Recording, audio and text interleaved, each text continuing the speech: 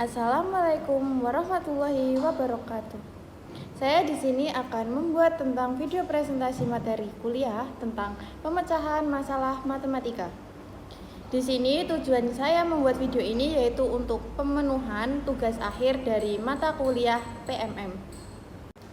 Oke, langsung saja saya akan menjelaskan tentang isi PowerPoint yang telah saya buat, yaitu tentang teori, konsep atau strategi pemecahan masalah matematika yang diampu oleh Dr. Urip Tisngati, M.Pd.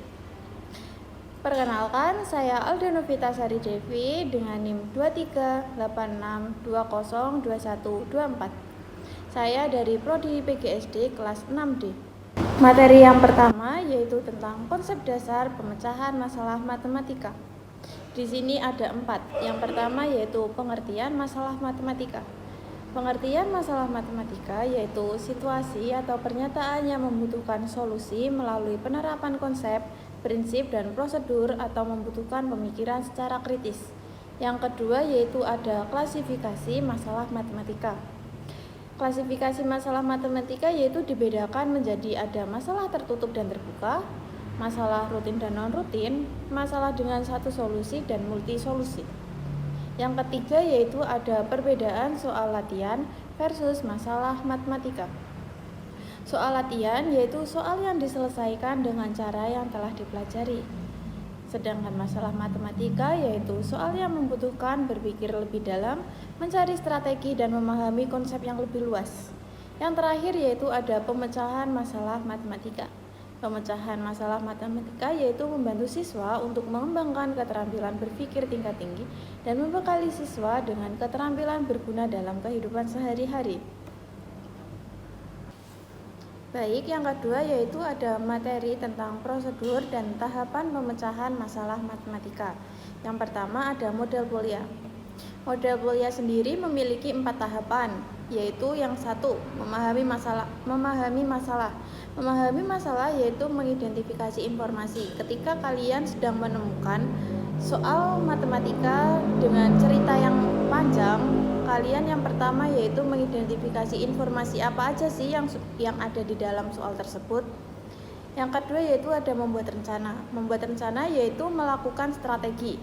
Di sini kalian akan menentukan strateginya bagaimana sih untuk menyelesaikan dari soal matematika tersebut. Yang ketiga yaitu melaksanakan rencana. Melaksanakan rencana yaitu langkah-langkah untuk menemukan solusi. Tadi kan kalian sudah mencari tentang strategi kan. Nah, selanjutnya dari strategi tersebut langkah-langkahnya untuk menemukan solusi yaitu bagaimana. Yang terakhir yaitu ada mengevaluasi. Mengevaluasi yaitu memeriksa kembali. Di sini itu adalah hal yang sangat penting dan perlu dilakukan untuk memeriksa jawaban kalian sendiri apakah sudah benar dari awal sampai akhir. Yang kedua yaitu ada model Krulik dan Rudnick. Model Krulik dan Rudnick menekankan pada langkah-langkah sistematis yang dapat digunakan oleh siswa untuk memecahkan masalah. Yang pertama, membaca dan memahami. Yang kedua, menganalisis. Yang ketiga, merencanakan strategi. Yang keempat, melaksanakan rencana. Yang kelima, meninjau kembali. Model Scott-Feld. Model Scott-Feld menjelaskan bahwa keberhasilan pemecahan masalah matematika dipengaruhi oleh 4 komponen, yaitu yang pertama ada sumber daya. Sumber daya yaitu pengetahuan dan keterampilan matematika yang dimiliki oleh siswa, meliputi pengetahuan konseptual, yaitu memahami konsep-konsep yang ada di masalah matematika tersebut. Yang kedua yaitu mengetahui prosedural, yaitu bagaimana menggunakan langkah-langkah atau operasi. Yang ketiga ada pengetahuan faktual, yaitu dengan cara menguasai rumus atau teorema. Yang kedua ada heuristik.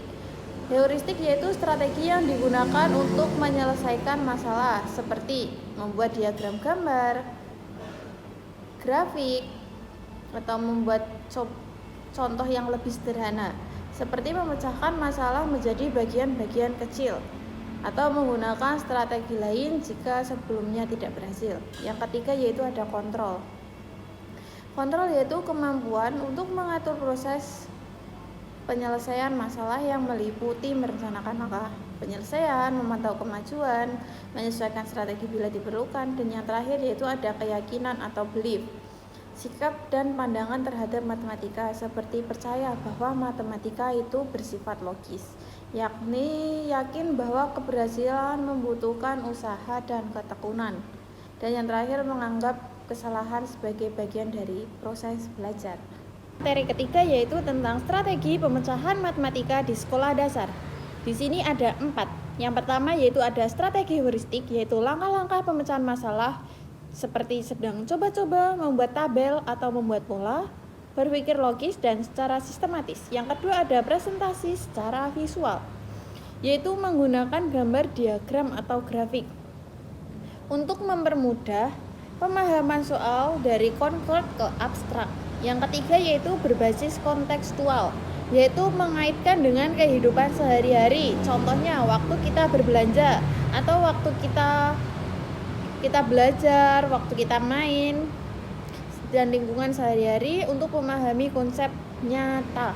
Yang terakhir yaitu ada strategi kolaboratif, yaitu belajar dalam kelompok untuk diskusi dan kerjasama secara bersama untuk melatih komunikasi secara kritis.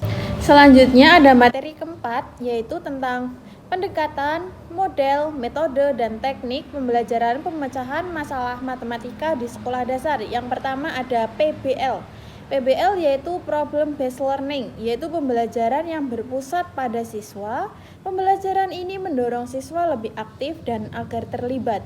Tahapan PBL ada 5, yaitu yang pertama ada memahami masalah, yang kedua mengidentifikasi apa dan belum yang diketahui, yang ketiga menyusun rencana penyelesaian, yang keempat menyelesaikan masalah, yang kelima merefleksi dan membuat kesimpulan. Yang kedua ada model pembelajaran realistik matematika PMR atau RME. Model pembelajaran matematika yang bertitik tolak pada hal yang real bagi siswa, yaitu prinsip RME menggunakan konsep nyata, menggunakan model matematisasi. Yang ketiga yaitu integrasi dan berbagai konsep. Yang ketiga yaitu ada pendekatan investigasi dan eksplorasi. Pendekatan investigasi dan eksplorasi adalah pendekatan pendorong siswa untuk aktif melakukan eksplorasi, investigasi, dan menemukan pola dan konsep matematika melalui pengamatan. Karakteristiknya adalah melibatkan diskusi, percobaan, dan refleksi. Contoh penerapan dari pendekatan investigasi dan eksplorasi yaitu menemukan pola dalam deret bilangan atau melakukan eksperimen secara sederhana. Yang keempat ada metode eksperimen. Di sini metode yang melibatkan siswa dalam percobaan langsung untuk menemukan konsep atau prinsip melalui pengalaman nyata. Langkah pembelajaran dari metode eksperimen yaitu yang pertama mengidentifikasi masalah, yang kedua perumusan hipotesis, yang ketiga ada pengamatan, yang keempat melaksanakan eksperimen, yang kelima menganalisis data, dan yang keenam pengambilan kesimpulan. Yang kelima ada metode simulasi. Metode simulasi melibatkan siswa dalam situasi tiruan atau penggambaran kondisi nyata dalam pembelajaran untuk melatih keterampilan berpikir kritis dan kreatif. Langkah pembelajaran dari metode simulasi yaitu yang pertama penjelasan masalah, yang kedua pembagian peran, yang ketiga pelaksanaan simulasi, yang keempat pengamatan dan evaluasi, yang kelima diskusi dan refleksi. Yang terakhir yaitu ada teknik scaffolding, teknik pemberian pembentukan bertahap kepada siswa sesuai kebutuhan sehingga siswa mampu menyelesaikan masalah secara mandiri. Sintaksnya yaitu ada modeling yaitu permodelan, yang kedua ada coaching atau pelatihan, yang ketiga ada scaffolding yaitu dukungan, yang keempat ada fading yaitu perguruan atau bantuan, yang kelima ada reflection atau refleksi. Selanjutnya materi kelima yaitu ada tentang penilaian pemecahan masalah matematika di sekolah dasar. Yang pertama yaitu penggunaan media dan sumber belajar. Di sini kita dapat menggunakan permainan secara tradisional atau alat manipulatif atau penggunaan teknologi lainnya yang sekarang kan sudah abad 21 ya.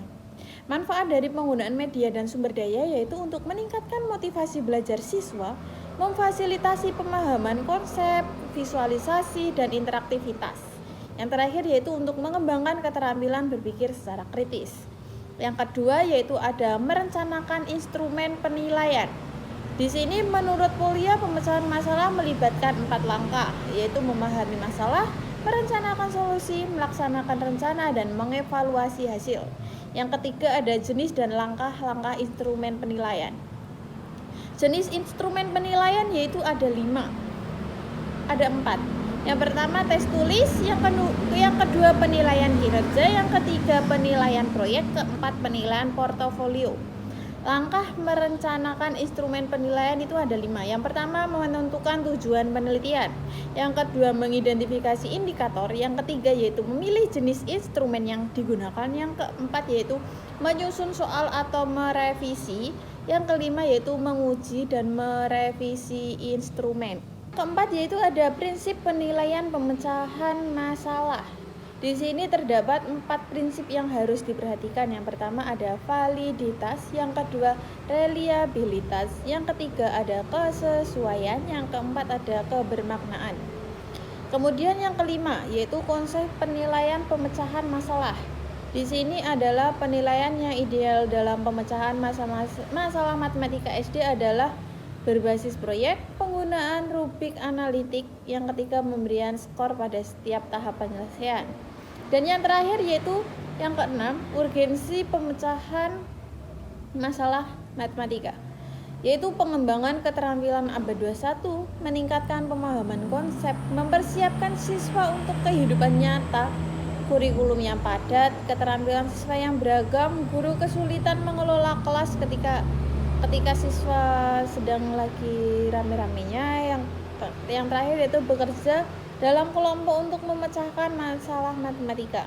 Terakhir yaitu tentang keterampilan pemecahan masalah matematika sekolah dasar. Yang pertama ada level kognitif. Di sini yaitu tingkat kemampuan berpikir yang dimiliki seseorang dalam memproses informasi dan menyelesaikan masalah.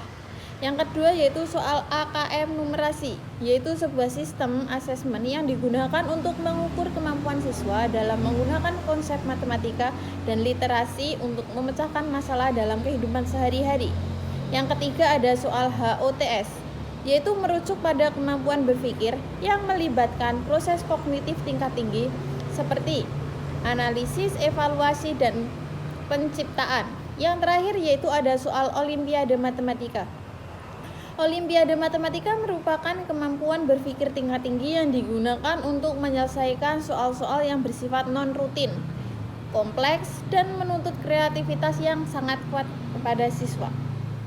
Sekian pemaparan materi yang dapat saya sampaikan dari mata kuliahan pemecahan masalah matematika selama 1 semester ini. Sekian dari saya. Terima kasih. Wabillahi taufiq wal hidayah. Wassalamualaikum warahmatullahi wabarakatuh.